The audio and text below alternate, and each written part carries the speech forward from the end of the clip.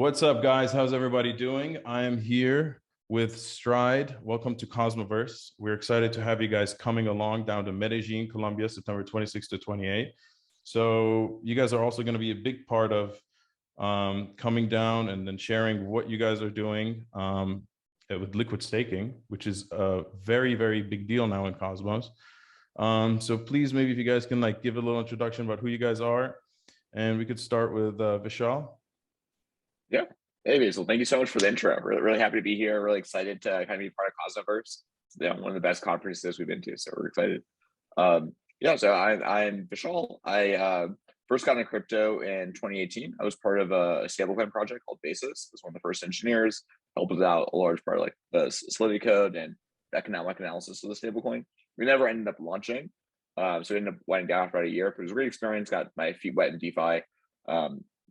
After that, I kind of meandered through TradFi for a few years, various hedge funds, started a small fund, and then I got more and more enamored with DeFi as I was in TradFi. Got more and more disillusioned, and then saw all this kind of really crazy innovation happening in DeFi, especially between 2018 and 2021. I mean, it was just space. It was exploding. There's so much more cool things you can do, and so much more cool tech.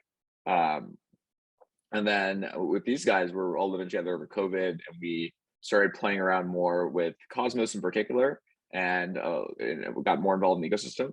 And we're really blown away with IBC and the kind of app chain vision. I think we can all agree that the individual L1s have had a lot of scaling issues, but app chain so far worked really well, and IBC is making it really possible to do really incredible things, especially with IBC v3 this year. And as we're playing around more in the space, we realize that I think Cosmos is long-term going to do amazingly, but it's still so early that there's all this cool infra to be built. And we're looking at, what have been our pain points over the last few years. And we decided, we were thinking there's this big trade-off we're facing between staking and DeFi that was kind of pervading all of the decisions we're making. And then we're thinking, is really something that has to exist? It's not an economic trade-off. It's a purely technological trade-off. Yeah. And so we wanted to come remedy that for others. That's kind of how we got to why we wanted to make Stride. Riley also wants a native. You guys want to do a little introduction about who you guys are, what part you contribute with Stride? Yeah, great. So I'll start from the top. Aiden and I went to UC Berkeley together. We're project partners for computer science. So we joked that we were forged in the basement of SODA, which is the computer science lab. I spent many all-nighters there together.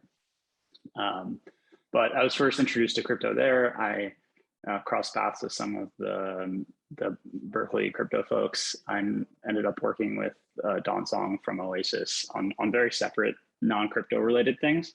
But then my interest was a little bit piqued. After graduating, I went to work with Vishal at Bridgewater in a small machine learning lab. Stayed on there for about 3 years, the last of which I started covering crypto, but they weren't super interested in going in that direction. So I ended up spending a lot of my time outside of work, both trading and starting to build in this space. That was about the time that the three of us started to think about jumping into Cosmos full time. And we started running a validator node. Started looking for how to contribute to the ecosystem, and liquid staking seemed like a wide open field. We saw Lido's success on ETH. We realized that we could build something a little bit more scalable and potentially sustainable within Cosmos that could target many chains at once. And so I jumped ship in January to come work on this full time with these guys. Nice. Yeah, so I went to school with Riley, as he mentioned. I ended up going more of the traditional software engineering route after school. So I was a software engineer in Web 2 for a few years. Excuse me. I first heard about crypto back in fall of 2020. I saw the SushiSwap Uniswap thing play out, and that really piqued my interest. It was one of the coolest things I'd ever seen. And at some point I was spending way more time thinking about crypto than I was about my day job. So I ended up just kind of jumping ship and building in crypto full time. And Riley and I started running validator infrastructure in the Cosmos ecosystem. And we were really sold, I think, on IBC and the app chain vision. And we were looking at Cosmos DeFi, and we realized there was this trade-off between staking and participating in DeFi. And liquid staking seemed like a really great way to kind of push Cosmos DeFi forward. So we started thinking about that problem, and especially given the launch of IBC v3 this year with interchain accounts, it seemed like we could actually we actually had a chance at solving it. So we started working on that back in March. Sweet. A lot of smart people, to be honest with you, right now in this stream interview with me, so that's good. That's good. So the thing is how do you guys, it's got me curious, how do you guys come across like Cosmos? Like, that's probably one of the bigger questions that people want to know. I mean, I know there's staking on other platforms, obviously, like ETH 2.0, and like, yeah, Lida's doing the thing, but like how Cosmos came to be the one that's like, this is the chain that we want to start on. It's just the app chains, or IBC, was it? Yeah, great question. So I think part of it is we're all pretty sold on app chains first. So that was like our first jump into like, obviously we all started in ETH, that's like those all of our first forays in DeFi, but then rapidly hit like, ETH is really inaccessible if you're like at all gas sensitive. Like it costs so much money to do anything in ETH. Yeah, exactly. And then we're like, okay, what are some better scaling solutions? Looking at some L2s. But those are facing their own issues too, and it feels like you're just kind of punching the problem down the road by just having these L2s. Then we started seeing that there's systems with app chains, and that seemed like a much better solution. It more mirrors kind of like successful kind of infrastructure build previously, where it's like every application has its own dedicated stack, so it shares its own kind of throughput. It doesn't really interact as much with other chains. But it still had this kind of like big limitation in most ecosystems, where it's really hard to have one chain talk to another chain in a successful, in a high throughput way. And then as we started learning more about Cosmos, we're like, whoa, IBC is incredible. Like, you can do such high throughput transactions, communicate chain to chain. That seemed really remarkable. And then with interchain accounts, as far as I know, there's nothing else even really close to this anywhere else. Like, you can have one app chain fully control, like almost be a human on a different chain. And you can get really fine-grained control to the point where you can almost have one chain to basically function like deploying applications on other chains, but to get much better security models, much better like latency, throughput, etc., by doing this in this app chain way. And so when we saw the spec for IBC v3 being released, we're like, whoa, this is going to be game changing. And we started playing around with it earlier this year. It was like, whoa, this is incredible. This is going to be the future for sure. Yeah. I mean, it's always interesting when we go to other conferences and we talk to like other people that like, for example, the ETH conferences, and then like you tell them like, oh yeah, like I'm in Cosmos, and then they're like, all have the same respect to like Cosmos and where it's at, compared to like other chains. So it's like, and because they all see like the same things that like what ETH is like trying to get to, but it's kind of like we're already kind of building it now. So yeah. And in terms of like, obviously liquid staking, that's like the next biggest thing, but like, where do you guys see like the industry going into the future? Like, what are your thoughts on that? And like, like what kind of market is it going to capture in the Web3 space and things like that?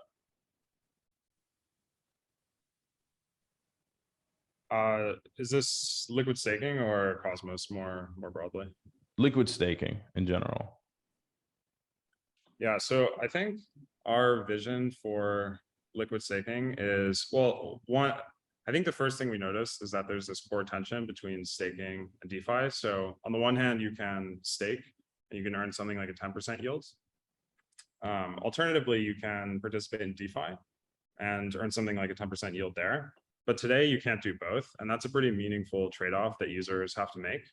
And we see DeFi as a really fast-growing industry within crypto, and something that we hope that everyone can take part in. And we think liquid staking sort of enables everyone to take part in DeFi and earn both staking yields and secure the native L1 chains, as well as participating in DeFi. So I think like the broad vision is that the staking derivatives become sort of the base asset across DeFi protocols. It's definitely not the case today. In Cosmos, there are not any staking derivatives that are live that I'm aware of. But I think once these are live, we'll see them spread very rapidly throughout the ecosystem and throughout DeFi. So I think the vision is that they become sort of like the base asset of Cosmos DeFi. Yeah. So you think it's going to be like what the standard is to do when you get into crypto? And like the first step for doing something in DeFi should be staking.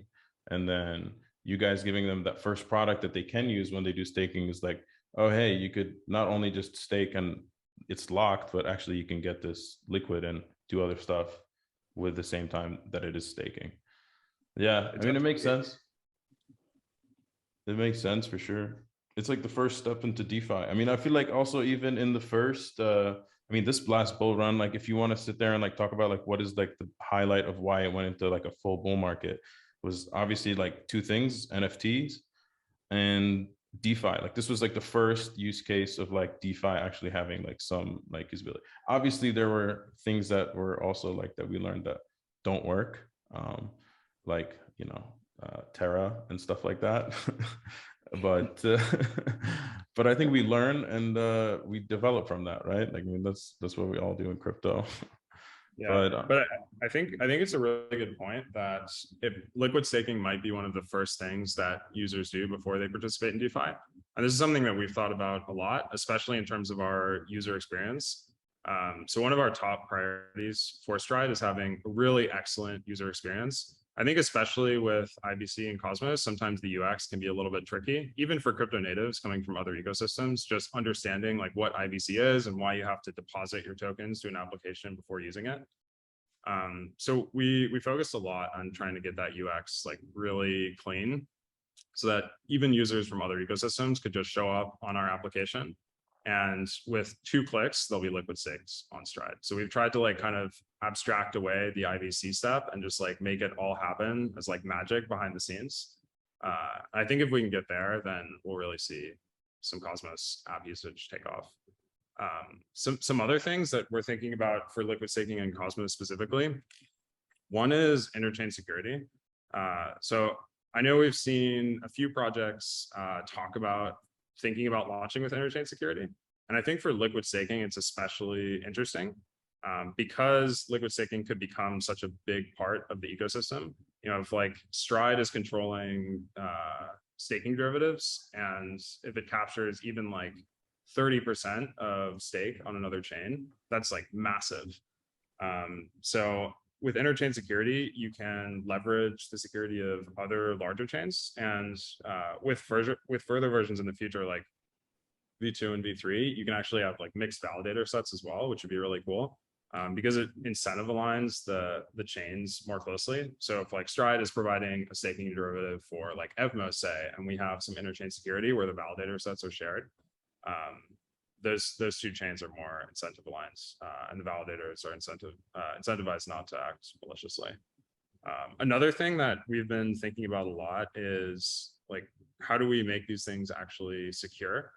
And one potential option that we've been kicking around is something like rate limiting. So I know like even this past week, we've seen some massive bridge hacks, and probably some of them could have been stopped with like some basic rate limiting or circuit breakers. So like you probably don't need to like withdraw 100% of TVL on a single block. So if something like that starts happening, maybe you like trigger a circuit breaker or you start rate limiting and you like slow the TVL flowing out. So that's another thing that we've been thinking about a lot. It's like, how do we make this more safe, and how do we, if something does start breaking, how do we slow that down so that we have time to actually fix it? See, that's the thing that you know, I wanted to know more about. I wanted to learn about Stride, honestly, was because, you know, there's obviously a lot of liquid staking that's currently, now it's popular in Cosmos, you know what I mean? Like as in like a product, but nothing's launched yet. So, you know, I'm really interested in like figuring out what differs like Stride, for example, from, you know, for example, one of the earliest ones that are in Cosmos with persistence will have this idea of doing liquid staking. Like, I guess, what would you say like is like the main thing that differs Stride from all the other ones that are coming onto Cosmos? Yeah, great question. I know there's a ton of competitors out there, and it's a little bit hard to understand what all the differences Well, are. I mean, at high level. everybody wants to say, like, I personally think so. Like, everybody wants to say Cosmos is like, we're all community, kumbaya, this and that. Like, yes, okay, we could do this, but at the end of the day, like, I mean, a product is a product, and yeah, there's competition, and then like, you have to kind of ace like all of the metrics, from like UI, UX, like, what I mean? Like, how easy is it to onboard and all of these other things before you're able to like make sure that you're getting all the users to be satisfied with your product. So it's like, that's why it is a competition to some degree. But like, if the market share is very big enough, it's like, who's the one who's going to get some of that market share is still important. Yeah. But yeah, if you could explain. Yeah, I absolutely. So for like, let's start off. I think there's like two approaches that would taking place right now. The first is far more prevalent today. So it's like smart contract based deployment. So it's like, you might see Lido on ETH, for example, they deploy smart contracts in ETH, contract with a smart contract, you get back your ETH, and that's kind of how you interact with the chain. Then they're also deployed on Solana. They deploy smart contracts in Solana. You can interact there. There's also advantages of doing this type of approach. One is you get speed of deployment, like smart contracts are quick to develop. They've been around for a while. There's good infrastructure around them. And then you can interact kind of natively with one chain. P-Stake is kind of something similar with their products right now. But we think ultimately there's some drawbacks with this kind of model. And so there's a second approach to liquid staking, which is what like Stride is taking, and a few other teams are doing this now too, which is kind of an app chain based approach. So it's, you deploy one app chain, and then that app chain can talk to other chains and basically services those chains with liquid staking. This really only been possible recently after ICA kind of went live.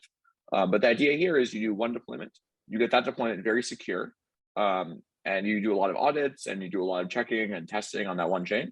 And then every subsequent chain that you now support kind of inherits security properties of the first chain. So that's like, we think a really big advantage. Like, if, smart contract based deployment, if you are on one chain and you go to another chain, you have no kind of knowledge of if that second deployment is secure, because they're totally different stacks. But with this app chain, you have kind of the shared security property. And you also get this additional benefit, which is people will build on top of you can now, let's say there's a DeFi product built on top of Stride, and then Stride launches a new chain like Evmos. Now the same DeFi application can now plug right into it, because it's everything under the hood is the exact same. So we think most projects are going to move towards this app chain approach. We've already seen Lido and P-Stake kind of announce this with Neutron and other stuff. They're kind of moving towards app chain approach because it integrates so well with Cosmos. But then within the app chains, everyone's kind of moving towards this app chain approach. Like, how are we really different? So high level, the first thing I want to emphasize, and it's kind of the core guiding principle behind all our decisions, is DeFi safety. So we're kind of coming to liquid staking from DeFi. That's what would pique your first interest. That's kind of our top consumer mind. If someone wants to do liquid staking to participate in DeFi. And for that kind of user, the most important thing we think is safety and security. Like, how can we be sure that this chain is not going to be attacked, not going to be hacked, not going to lose TVL? That's kind of the guiding principle. And the next guiding principle for us is like UX. So like liquid staking in particular, it's, under the hood, it's not, I don't know if everyone understands really well what's happening under the hood. And so part of our goals here is to make the experience easier for users. So they both understand what's happening and they're able to easily interact with it. Those are the guiding principles. And then kind of some things that flow from that, they're actually like feature differences that we think are pretty meaningful. So the three kind of quick things that we think differentiate us. So the first is like the way in which we actually interact with chains. So we don't deploy smart contracts in our chain like Neutron. I believe that their idea is they're going to have like Cosmoverse and deploy contracts. So we're everything is done on our app chain. The idea here being that it's a little bit more battle tested to have your app chain instead of Cosmoverse. So you have less kind of attack vectors. Like you saw this with Juno last week. Like most smart contracts might like halt the chain related to weird behavior. Our idea is we want this until we're sure it's secure. We don't really want to roll this out. Then when we're doing the app chains, we use primarily ICA. This is the biggest way in which we track other chains. The way you can think about this is the way the Stride chain works is you deposit your tokens on Stride, and then Stride kind of mimics accounts on other chains. So it's like Stride is on Osmo and it has like its own Stride account. And then we then delegate to all the validators, et cetera, there. Other approach other people are taking is more like you do everything on other chains, you query the state of those chains to take actions on them, or you do cosmosm. So that's like a technical difference in how we act, and we think that's more battle tested and a bit more secure. But then on two other big feature differences that users might experience, and that will be more prevalent. So the first is redemption. Stride is the only protocol that I know of, at least, that's going to support redemptions at launch. So liquid staking, there's two kind of key components. One is you have to be able to stake and get your ST assets back, and the second is you have to be able to receive the ST assets and get back your native asset. So if I give Stride ST Atom, I want to be able to get back Atom in return. And so the other projects in the space are using this thing called liquid staking module, which is this open source piece of infra that Zaki and others are developing. It's really fantastic, but it's not live yet. I think it's scheduled to go live with the Lambda release on Atom, and it has to roll out to other chains. So you get some important benefits there, and it's really cool. And we definitely want to integrate LSM. We're planning to as soon as it launches. But in our mind, redemptions are so important and so critical to the functioning ecosystem. They want to support it day one. It's even important. We can go into this more later, but we think it's really important. Even if you're not planning to redeem, it makes all the DeFi you build on top of your protocol much more robust, because you have, like, for example, you have like price oracles on how much your ST asset is slipping from your base asset, and other DeFi protocols might use that. But the slippage is way less likely to happen if you can actually redeem. Like you saw with ST, ETH, and ETH, because you can't redeem them right now, just given that the merge hasn't happened, you can depeg, and there's no kind of profitable trade you can do to arb that away. But if you can redeem, so let's say ST Atom goes down to like 95 cents, it's now immediately profitable for a trader to come in, buy the ST Atom, redeem it for Atom, wait 21 days. Like, they can make that risk free, and so the chance of a depeg is much lower. And so we think ultimately it raises security, which is why it was such a high priority for us. The last kind of UX difference, or major UX difference for us, is validator selection. So we thought a lot about validator selection and how to do this in a safe way. And we know other projects are doing something like Intense, or a method where users pick the, like on staking, pick the validators they can choose. We thought a lot about this type of approach, and we thought we couldn't think of a way to do this safely that didn't introduce other attack vectors. And so the thing that we think is going to be the safest approach is a validator selection through governance. So Stride token holders choose what validators are eligible to be doing, or what the weights are on different validators. But every single validator is eligible. Like, we can support all the validators. Like, our tech allows us to do any validator, but we'll put that process through governance, so it can't be attacked by like a malicious third party. Yeah. Nice. And so do you mean like by how long the validator is allowed to, like, I guess, are you talking about like holding the token, or like the stake token, or like, what do you mean? Yeah, so when someone first of all, great question. I realized I was very vague in my description. No, so but like, if someone, sometimes we have to like simplify it down to like, like, totally. I consider myself as like, just an average Joe, and I'm like, what is this, all this crypto vocabulary? Sometimes you just have to just dumb it down for me. You know what I mean? Absolutely. No, but you're good. Me too. Yeah, so validator selection is kind of like when you give your tokens to Stride, we go stake it on your behalf, and then you kind of accrue the staking yield, and you can always give us the SD token. We give you back your token plus the additional yield you got from staking it. So you're with Stride for 1 year. If you give us Atom, you get back ST Atom, and you wait 1 year, you've now accrued 1 year of staking rewards. But under the hood, we have to go stake that token, and so we have to decide which validators we want to give it to. So a naive approach is where it's like, we pick our favorite validator, we give 100% of it to our favorite validator, and that's great. But then it's like not as secure. You have a lot of concentrated with one validator. What if they go down or they get slashed or something? So typically you want to like delegate to lots of validators. And then there's an important question of how do I pick what validators I want to choose? And it's actually a pretty important question. Like you see with ETH, often like liquid staking ends up getting a meaningful percentage of TVL behind it. And so you end up choosing pretty large delegations of like which validators get what. And so it's an important question. And we think the governance-based approach is ultimately like basically the Stride token holder is going to choose like, we think this validator is doing really well, they should get a slightly higher stake, or this validator's uptime has not been that good, we should reduce their stake. We think this is going to lead to probably a pretty healthy selection of what validators to go to. Okay, I'm getting it. And then, so another thing is I was curious about is like, if I'm staking like currently right now natively with like through Kepler, and Atom is, I don't know, 18-19% staking rewards. So for me to like go ahead and stake with you, for example, with doing liquid stake, what would be my rewards for doing so if I'm getting a liquid staked asset in return? Is it going to be less or is it going to be more?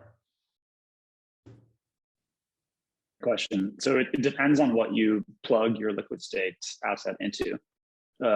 Simple option would be to liquid stake your atom, receive ST atom in return, and then go LP and osmosis pool between ST atom and atom.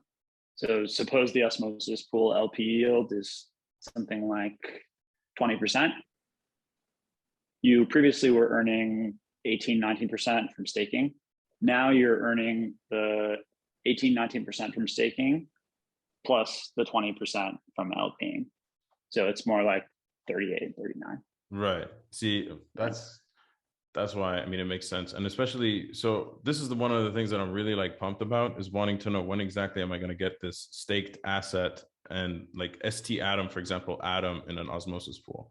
Like, when can I get this live? Like, because if this was obviously live now, I'd be using it. And I feel like whoever's there first, I mean, I'll be honest with you, is going to be the one that, you know, I think has the best to succeed, I think, personally. But when can we expect this? Give me a day. When mainnet. When mainnet. Give us some dates though. Come on, yeah. I want to get some dates. Like, what's the roadmap in terms of days that we can expect you guys to go live and things as such? Yeah, it's coming up very soon. Pending legal, we're launching next week. Okay. All right. And then, so like, maybe you guys have something planned like around for a launch at Cosmoverse that we could like have you guys on stage to announce. And it's a good question. Will we be able to get our Stride V2 out by Cosmoverse? I don't know. I think everybody. Yeah, go ahead. Sorry. At some point we need to sleep, but I think we might be able to do it. Bro, you sleep on the plane over to Medellin. Yeah. So all right, back to questions on Stride, because I have another one that's really important. Because also in terms of governance, proposals, like, how does the user make sure that they keep their voting rights? So if you could help me out. How does it work on Stride? Do you have something implemented for that, or what? Yeah, great question. So there's only really one way to do this that we could think of, which is to store records of users' governance votes and then pass them through to the chain that you're staking on. And so that we're implementing that. Okay. But is there a way, would it be like in a way where it's like you're giving the users the ability, like on a separate, like, I guess, query, be like, what are your thoughts on this so-and-so governance proposal? And then would it be like you'd vote whatever way the majority is on in that case? Yeah, so the nice thing is that from a single account, you can vote in you can fractionalize your vote. So the simple approach on our end is to copy the governance proposal back over and expose it to the Stride users, to the holders of ST assets. And then they get a vote on that. We store a record of their vote and then pass it back on to the chain. So their vote gets reflected onto the chain, and they have the same governance rights as they would have had they staked on the chain natively. All right. That makes sense. I mean, I know, because that's like one thing that obviously, like, liquid staking is, people that are involved in liquid staking, I think that's like one of their one concern things that they really wanted to figure out how they could do this. One thing is obviously, yeah, getting yield nice, but also, like, I think because governance proposals and staking and all these things, these are obviously like a big part of where crypto's heading, and the whole decentralized factor. So yeah, I think that's like one thing that the community really wanted to know. We really don't want to compromise on that. We also think that it's possible that once liquid staking has high adoption, the stake rate on some of these chains will actually go up, because no one's making the trade-off between DeFi and staking anymore.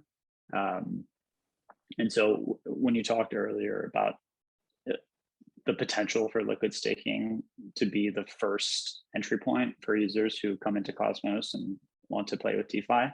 I really think that there's a conceptual underpinning to that too, which is first deal with the safety, then go play around with yield, and make sure that safety is the kind of the base layer. Secure the chain first, and then go chase these things. And so it makes a lot of sense when you think about coming into a new ecosystem and first making sure that the stake rate is quite high and the security of the chain is high before you go LP or go lend or go otherwise participate in more risky, frankly, DeFi applications.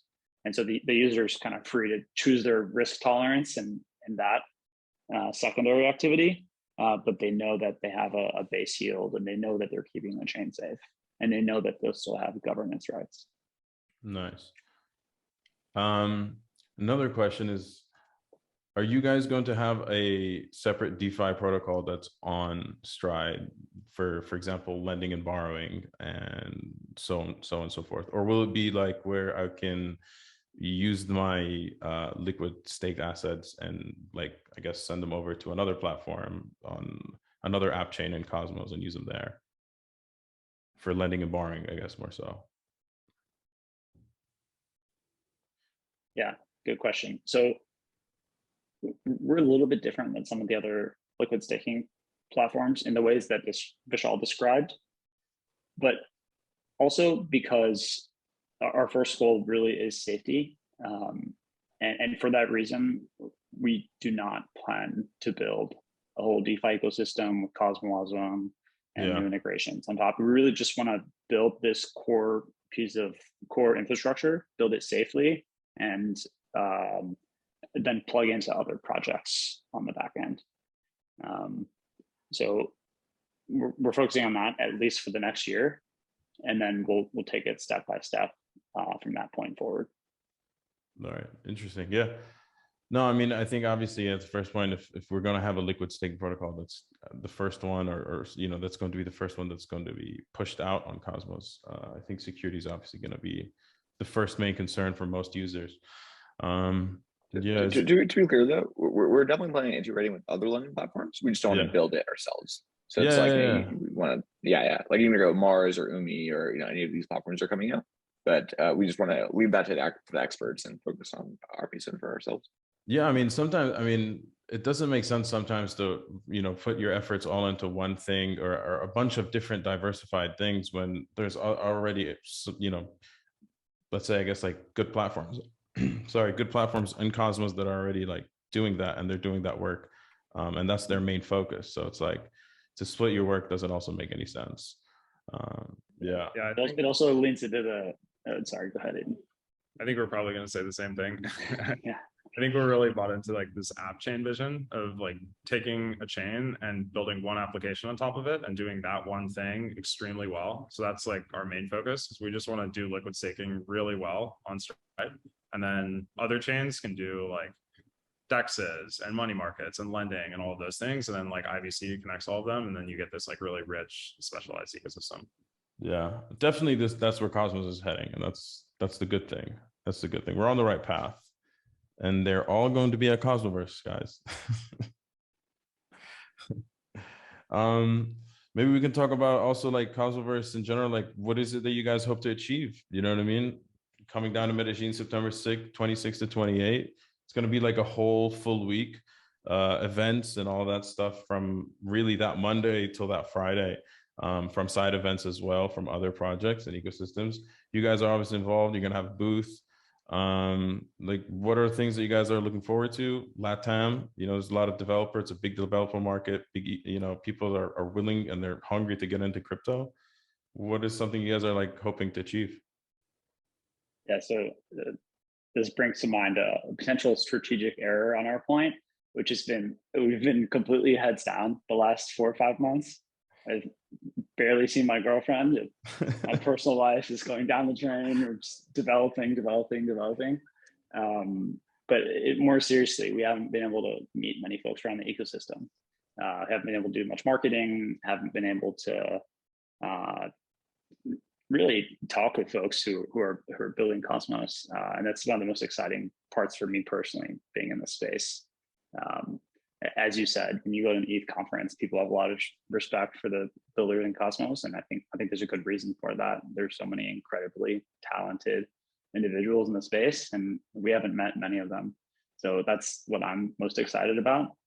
We're also recruiting engineers, so that'll probably be a part of what we do at Cosmoverse as well. Sweet. Yeah, I mean, like we said earlier, I was talking to you guys off camera, and we're expecting 1,000 people, developers from LATAM. I know there's already like developers that are coming that are from the community. They're going to be joining in on the workshops, the hacker lounges. Everybody's invited to go into those, even you guys, obviously. There's going to be a lot of opportunities for anybody who's interested in coming and working on Stride. This is what I'm getting here, guys. So yeah. It's going to be a fun time. I call it's going to be the Disneyland of Cosmos, to be honest with you, for 1 week. So block that off. If anyone attending wants to meet Stride, like please reach out to us, and we'll love to like kind of meet the community. It's definitely our top goal there. We're thinking about organizing like a meetup or something too for like the Stride community. Yeah. See, so now there's another meetup. That means that another event that could possibly be happening right now on screen. So I mean, we're going to get you in touch with the right people if you are interested. And yeah, I mean, I think there's just too much going on. So we're definitely excited for you guys to come. So if there's anything else that you guys, huh? I'm excited to meet in person too. Finally, yeah. I mean, we've been on screen we've been meeting everybody on screen for the past like a year, since the last Cosmoverse. And even the last Cosmoverse, when people met, like it was like they were like in shock of like, oh my God, it's been 2 years that we've been coding online and like just talking over camera, and like just to see you in person, it's like, it's incredible finally. So likewise, for sure. If there's anything else that you guys want to like say, go ahead. And yeah.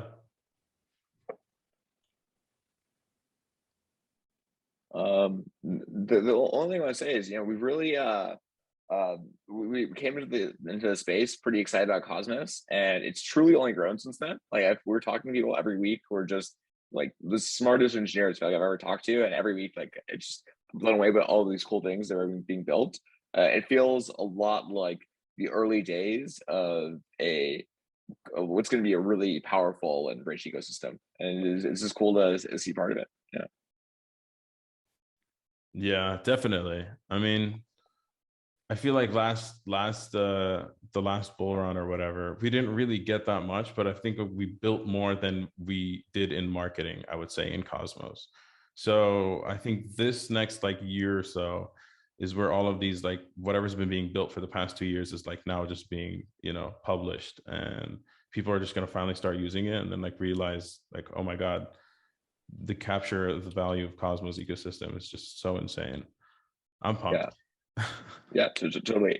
I feel like the one that we've been kicking around is like, I feel like the one thing that Cosmos hasn't done that well is marketing. It's done a fantastic job of building just like the best tech, and then now that like Cosmoverse and I feel like you guys are doing such a good job getting the word out there. But until now, I think that the tech has been just pounding away, and now the PR is catching up.